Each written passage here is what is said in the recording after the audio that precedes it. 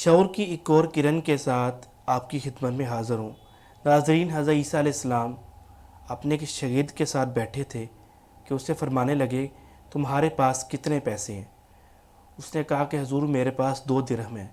آپ نے فرمایا یہ 1 درہم اور لو اور جاؤ مارکیٹ سے روٹی لے آؤ۔ وہ گیا اور 3 روٹیاں لے کے جب واپس آ رہا تھا تو اس کے ذہن میں خیال آیا کہ میں نے 2 درہم دیے ہیں اور حضرت عیسیٰ علیہ السلام نے 1 درہم دیا ہے۔ جب ہم اکٹھے روٹی کھائیں گے تو دونوں کو 1.5 روٹی آئے گی، تو کیونکہ میں نے 2 درہم دیے ہیں مجھے 2 روٹیاں ملنی چاہیے۔ چنانچہ اس نے 1 روٹی رستے میں کھا لی۔ جب وہاں پہ پہنچا تو حضرت عیسیٰ علیہ السلام نے پوچھا کتنی روٹیاں ملی؟ وہ کہنے لگا 2 روٹیاں۔ آپ نے اس کے ساتھ بیٹھے کھانا کھایا اور سفر پہ روانہ ہو گئے۔ سفر کے دوران ایک دریا آیا تو آپ نے اسے فرمایا کہ ہمیں اس دریا کو عبور کرنا ہے۔ بڑا پریشان ہوا کہ دریا ہم کیسے عبور کریں گے، یہاں پہ تو کوئی کشتی بھی نہیں ہے۔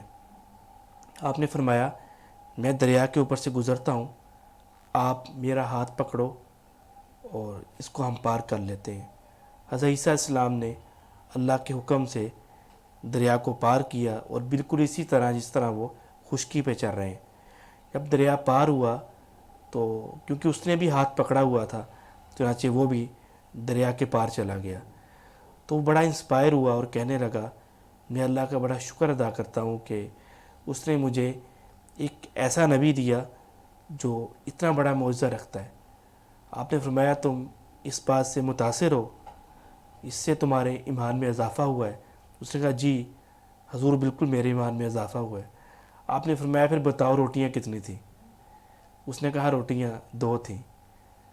آپ دوبارہ آگے سفر پہ روانہ ہو گئے۔ بھوک محسوس ہوئی تو ہرن کو اشارہ کیا تو ان کے پاس آ گیا۔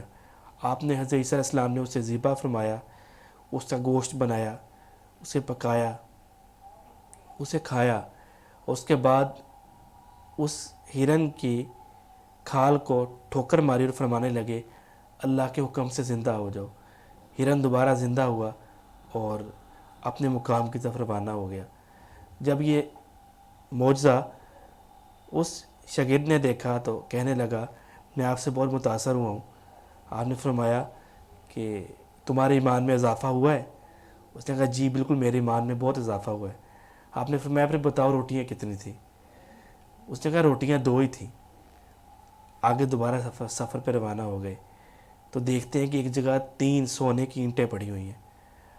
تو وہ شخص بڑا حیران ہوا اور لالچ اس کے اندر پہلے ہی تھا اور اس کا استعمال بھی نیگیٹو تھا۔ لالچ تو ہر انسان میں ہوتا ہے، ہاں وہ نیکیوں کا لالچ ہو یا جس کا بھی، وہ تو اس کا استعمال کسی طرف بھی کیا جا سکتا ہے۔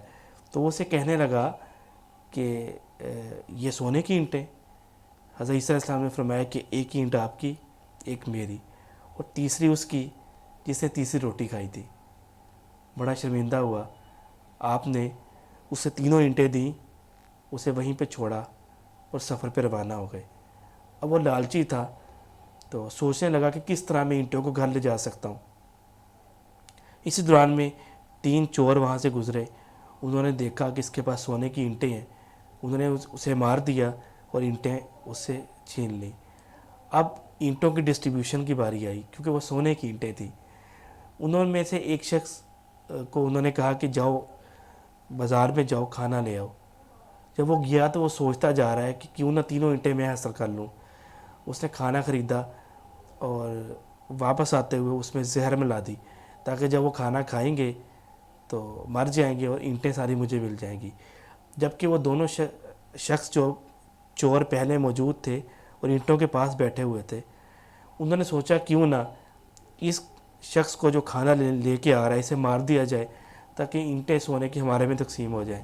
جب وہ واپس آیا تو انہوں نے اسے مار دیا تاکہ اینٹیں ہم دونوں میں تقسیم ہوں، اور کہنے لگے کہ پہلے کھانا کھاتے ہیں پھر اینٹوں کی تقسیم کریں گے۔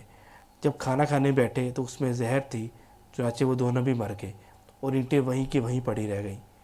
یہ تمام واقعہ، یہ تمام حقائق، یہ تمام چیز، اس شعور کی کرن آپ کے ساتھ شیئر کرنے کا مقصد یہی تھا۔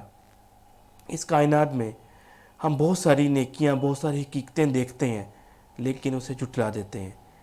حضرت عیسیٰ علیہ السلام کے معجزے دیکھنے کے باوجود بھی ان کے اس شاگرد نے منہ سے یہ لفظ بولے کہ مجھے آپ پر ایمان ہے اور میں آپ سے بڑا متاثر ہوں، آپ سے بڑا انسپائر ہوں، لیکن دلی طور پہ وہ اسے تسلیم نہیں کر رہا تھا اور روٹیوں پہ ہی جھوٹ بولی جا رہا تھا۔